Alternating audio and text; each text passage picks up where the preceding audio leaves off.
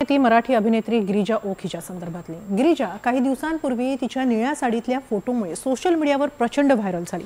Social मीडियावर national क्रशचा tag तिला नेटकऱ्यांनी देऊन टाकला। फोटोतल्या तिच्या अदांमुळे नेटकऱ्यांमध्ये ती प्रचंड व्हायरल झाली। अनेकांनी तिचं कौतुक केलं, तिच्यावर अभिनंदनाच्या पोस्टही टाकल्या। अनेकांनी तिला मेसेज केले, पण समाजातल्या काही विकृतांनी तिला ट्रोलही केलं, तर काहींनी तिला अश्लील मेसेजही केले। इतकंच नाही तर तिचे अश्लील फोटो देखील व्हायरल केले। यावर आता गिरिजाची प्रतिक्रिया समोर आली आहे। काय म्हणाली आहे गिरिजा आणि कोण आहेत हे विकृत, पाहूया एक रिपोर्ट।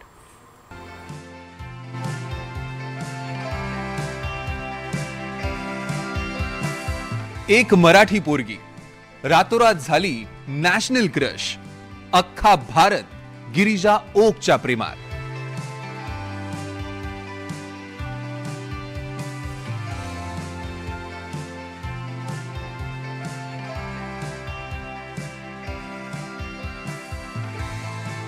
गिरिजा ओक एकदम मस्त अभिनेत्री। गिरिजा ओक रातोरात नॅशनल क्रश झाली।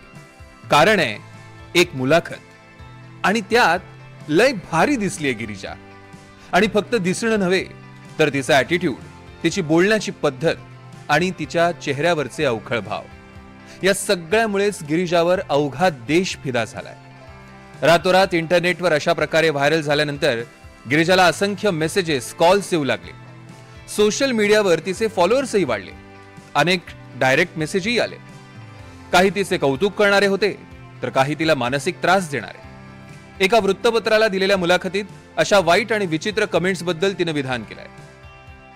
माझ्या कुटुंबातील अनेक जण या इंडस्ट्रीत काम करत असल्यानं त्यांना अशा विचित्र कमेंट्स बद्दल किंवा व्हायरल बातम्यांबद्दल काही नवीन वाटलं नाही, कोणाच्याच भावना दुखावल्या नाही।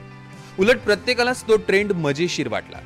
माझ्या मुलाने जेव्हा मला याविषयी विचारलं तेव्हा मी त्यालाही समजावून सांगितलं की अशा गोष्टींमध्ये काहीच लॉजिक नसतं, ही फक्त एक लाट असते।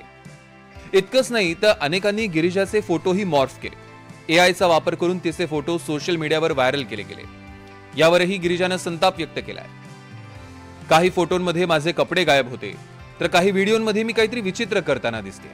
या गोष्टी इंटरनेटवर कायम राहणार आहेत। प्रत्येकाला माहिती आहे की हे सगळं एडिट केलेलं आहे। माझ्या मुलालाही हे समजेल, पण जेव्हा तो बघेल तेव्हा एका क्षणासाठी का होईना तो विचार करेल।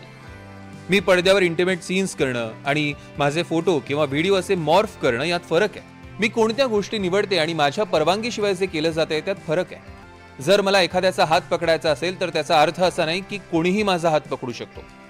याबद्दल काहीच न म्हणणं मला योग्य वाटलं नाही, म्हणून मी सोशल मीडियावर एक व्हिडिओ पोस्ट करून त्याविषयी मोकळेपणानं व्यक्त झाले।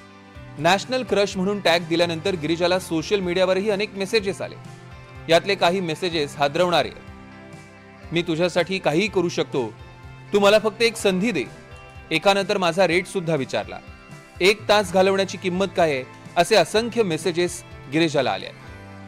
मराठमोळ्या गिरिजाला अवघ्या देशानं डोक्यावर घेतलं। तिचं दिसणंच नव्हे तर तिचं चित्रपट सृष्टीतलं कामही बोलकं आहे। गिरिजानं मराठी, हिंदी आणि कन्नड चित्रपटांमध्ये काम केलंय।